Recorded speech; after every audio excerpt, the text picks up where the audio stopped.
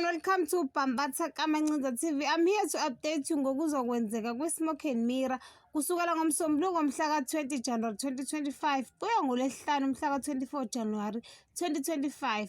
NgoMsombuluko mhla ka-20 January 2025, uFanyana found out that Mandla made the anonymous tip to the police about Ndoshi. uNdoshi rates out Fanyana phakathi search Mandla's house but doesn't find anything incriminating. NgoLwesibili mhla ka-21 January 2025, uThandiswa poisoned Scissor's food. He drank her wine. She passes out and Ncube arrived to read her aura.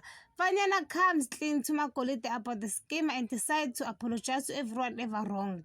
NgoLwesithathu mhla ka-22 January 2025, uNcube and Scissor overhear Thandiswa's matter Xuliswa's name in her sleep.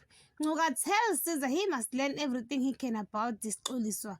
Meanwhile, Thandiswa were confused by what was happening to her.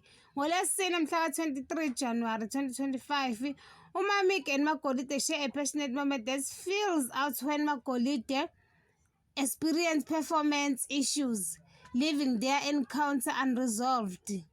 NgoLwesihlanu mhla ka-24 January 2025, uNomeva and Thandiswa desperately try to administrate an antidote to a poison pendulo, panicking when a suspicious Scissor arrives home unexpectedly. Ngayibamba lapho-ke, ungakhohlwa ukucindezela notification bell noma usubscribe okanye ushiye umbono wakho. Bye.